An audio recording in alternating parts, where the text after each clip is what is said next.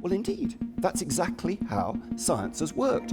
It proposes a model, it proposes a closure, and it refines it, and we make up new forces to get the model to work better, to make it more effective, and we're still at it.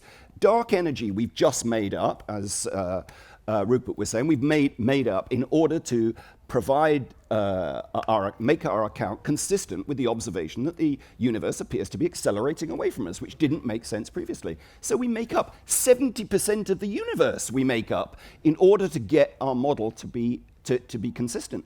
But I'm not objecting to that. That's what we should do. We should try and defend our models by building more bits on them, by creating more closures in order to get them to work. And we can do that with lots of different frameworks and lots of different closures, and they can become ever more precise. But they're not real. So there is a puzzle about your view, so this is just a request for clarification. And that is that it's very hard to see how to go, as you seem to be, anti-realist about all description, about all propositional thought. Because you seem to be relying on some things being facts and descriptions of facts in order to make your case. So to give two examples, how is it that science progresses? You say, well, it has to account for certain data better and better. And the fact is, when we get recalcitrant data, we have to modify our closures in order to get a better theory that takes those data into account. Now that looks like the data, at least that aspect of our thinking, what we observe, what we need to account for, that's functioning factually. Those facts are firm, and then we are tweaking our theoretical aspects of our thinking in order to account for the data.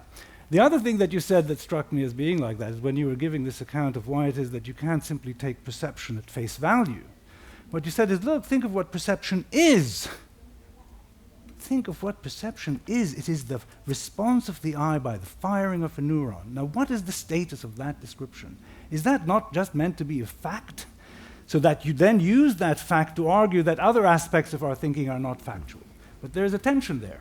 Sure. This is a very good question. I do think it's the fundamental question to a non-realist, which is the self-referential status of their own frame. And indeed, the first book that I wrote was indeed about self-reference. So it's not something that I've not been engaged in trying to deal with. The problem of self-reference is a constant question in my mind of how to frame this in such a way that it can account for itself and it is able to not, as it were, rely on some external realism. As it happens, I think the problem of self-reference is also the downfall of realism, as Wittgenstein demonstrated in the Tractatus. How can it account for its own description?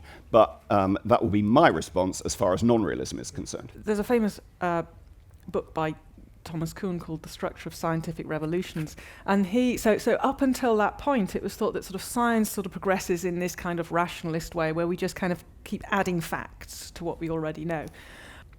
We can think of sort of Newtonian mechanics, the Newtonian picture of the world as a paradigm. And what happens is eventually you get enough problems with that theory that people kind of have to just discard that paradigm and switch to a new one. So he called this a scientific revolution.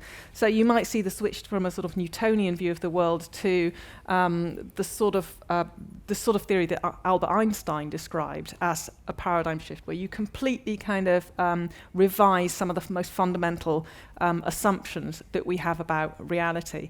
And you kind of see us maybe in that sort of position now, where we think, we sort of have this view of the world, sort of physics can explain everything, we just have to keep on with physics long enough. But there are these problems that were sort of mentioned at the beginning by Rupert, the problem of consciousness, for example. How do you account for the for subjective experiences arising in sort of lumps of meat, which is what we are. Now we're kind of mostly ignoring that for the moment, except for a few philosophers.